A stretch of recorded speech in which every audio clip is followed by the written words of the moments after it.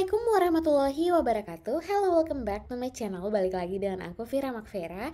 Halo teman-teman, gimana nih perasaannya? Udah deg-degan ya nungguin pengumuman seleksi administrasi. Jadi tanggal 2 sampai tanggal 3 Agustus ya. Aku doain semoga teman-teman semua lulus ya, amin amin ya robbal alamin. Dan jangan lupa tetap dijaga semangat belajarnya dan sering-sering latihan simulasi dan tryout teman-teman. Karena dengan begitu teman-teman akan terlatih mentalnya untuk menghadapi tes yang sebenarnya. Kemudian bisa latihan manajemen waktu dan strategi dalam mengerjakan tes SKD juga nih. Aku selalu sarankan ke teman-teman untuk join Ayo CPNS karena di sana banyak paket-paket tryout yang bisa membantu teman-teman untuk meningkatkan kemampuan lagi dalam mengerjakan tes SKD. Untuk link pendaftarannya, teman-teman bisa klik di deskripsi video aku. Nanti aku juga cantumin, aku pin di komen ya. Jangan lupa gunakan kode Viracun supaya teman-teman dapatkan harga spesial nih, potongan diskonnya spesial. Oke, di video kali ini aku akan menjelaskan tentang hitung cepat khusus untuk bilangan akar ya teman-teman, karena banyak banget yang request Kak gimana sih caranya mengerjakan ini dengan efektif dan efisien. Aku udah sediakan trik-trik dan contoh soalnya, juga ada PR di akhir ya, jadi nonton sampai akhir. Masuk ke soal nih teman-teman, aku mau kasih semacam trik buat menentukan nilai akar tanpa menggunakan kalkulator nih ya. Jadi banyak yang mengeluh Kak, kadang ada nilai akar yang aku tuh nggak tahu nilainya berapa kalau sudah diakarkan kayak gitu. Jadi kalau teman-teman menemukan bilangan yang teman-teman nggak tahu akarnya berapa, jadi nggak familiar, teman-teman pakai cara ini aja. Contoh ya, untuk yang ratusan dulu, 3 angka dulu. Akar 144.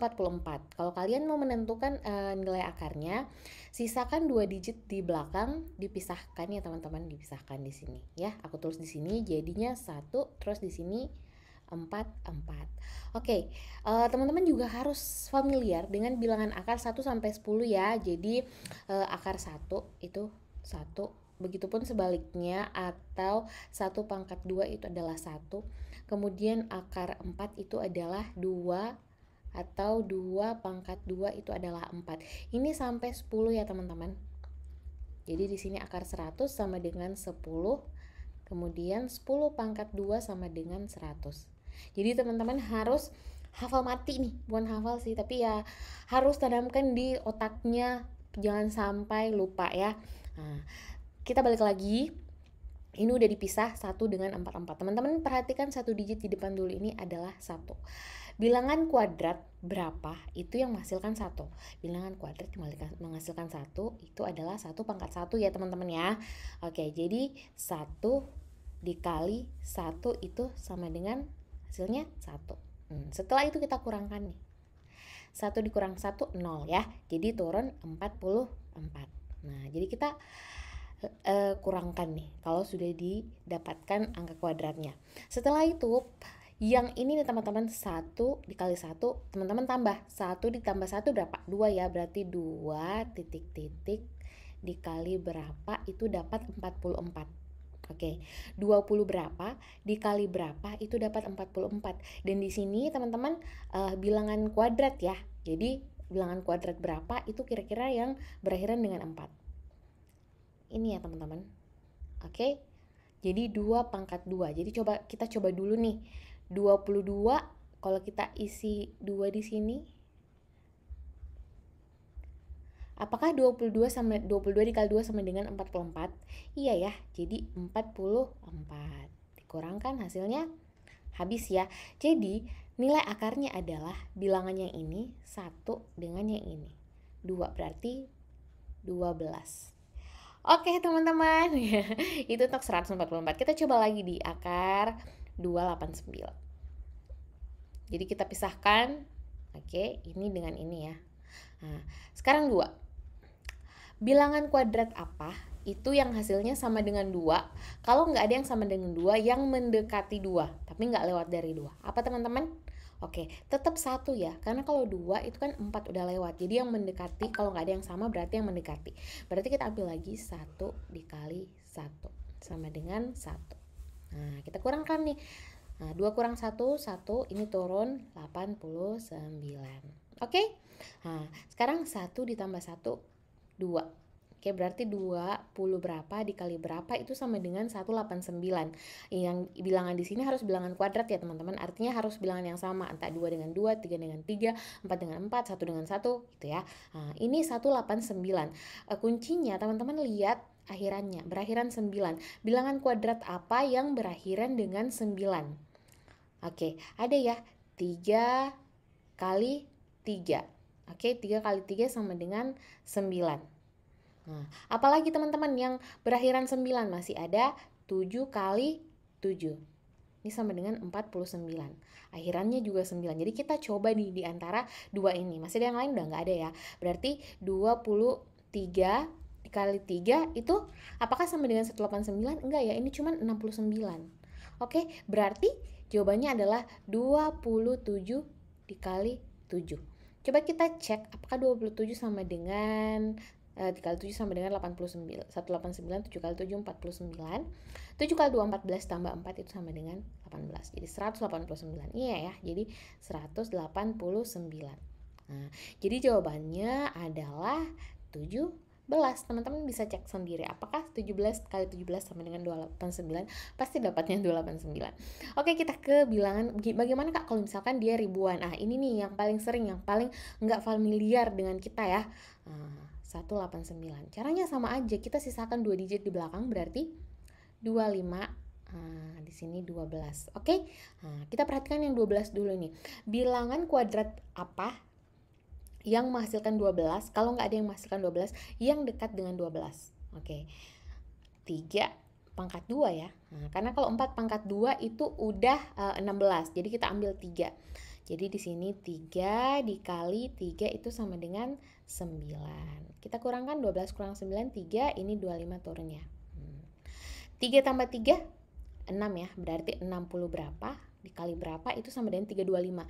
Lihat akhirannya berakhiran 5. Bilangan kuadrat apa yang berakhiran dengan 5? Cuma ada satu ya, yaitu 5 kali 5 itu sama dengan 25. Jadi coba kita di sini 65 dikali 5. Coba aja pasti dapat 325. Aku coba di sini ya biar jelas. 65 dikali 5. 5 kali 5 25. 5 kali 6 30 tambah 2. Nah, ya kan? Jadi 3, 2, 5. Nah, jadi jawabannya berapa? Nilai akarnya itu adalah 35, teman-teman. Oke, ini udah aku kerjain ya yang 3 ini. Kalau yang ini PR buat teman-teman ya. Nanti komen di bawah. Jangan pakai kalkulator ya, coba pakai cara ini supaya teman-teman bisa menentukan akar tanpa menggunakan kalkulator nih. Karena nanti di tes CPNS itu nggak akan ada kalkulator atau alat bantu hitung lainnya kecuali kertas dan pensil yang akan teman-teman gunakan. Jadi ini tuh akan sangat berguna kalau teman-teman mendapatkan soal berbentuk akar dan akarnya itu teman-teman nggak tahu berapa. Oke, kita langsung ke soalnya. Oke, kita ke soal nomor 1. Hasil dari 3 akar 6 ditambah akar 24 adalah, jadi ini masih soal yang paling sederhana ya. Tapi sebelum aku menjawabnya, ada beberapa aturan dalam mengoperasikan bilangan akar ya teman-teman. Kalau penjumlahan bilangan akar, oke, di sini tuh harus sama ya, harus sama. Misal akar 6, di sini juga harus akar 6. Kalau mau dioperasikan ya, contoh 2 akar 6 ditambah 3 akar 6. Itu hasilnya ininya aja yang ditambahkan teman-teman. 2 tambah 3, 5. Terus akar 6. Bukan akar 12 ya, hati-hati. Gimana kalau misalkan 2 akar 6 ditambah 3 akar 5? Ini tuh nggak bisa ya teman-teman. Nggak bisa dioperasikan karena akarnya berbeda. Dan ini udah akar paling sederhana. Oke, jadi ingat. Kemudian kalau perkalian, akar A, ini bisa aja teman-teman. Kalau perkalian bisa beda ya. Contoh, akar 3 dikali akar 2, itu bisa jadi akar 3 kali 2, ini sama dengan akar 6. Bisa ya, kalau perkalian. Oke. Gimana kalau pembagian? Pembagian sama aja dengan perkalian. Jadi akar A itu bisa dibagi dengan akar B. Jadi akar 20 per akar 5 ini bisa menjadi akar 20 dibagi 5. Nah, jadinya akar 4 atau 2. Gitu ya teman-teman ya. Bisa ya. Oke. Kita kembali nih ke sini. Jadi Kalau 3 akar 6, 3 akar 6 ditambah akar 24, nggak bisa dong ya, karena akarnya beda.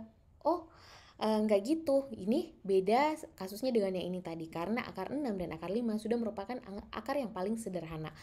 Sedangkan di sini akar 24 itu masih kita bisa sederhanakan. Oke, gimana sih cara menyederhanakan akar? Nah, look at carefully. 3 akar 6 ditambah akar 24. Aku akan menyederhanakan akar 24. Jadi 3 akar 6 ini udah sederhana ya. Ditambah akar 24. Berapa dikali berapa? Itu menghasilkan 24. Berapa dikali berapa? Itu sama dengan 24. Dan salah satu angkanya merupakan bilangan kuadrat. Yang mana sih bilangan kuadrat? 1, 4, 9, 16.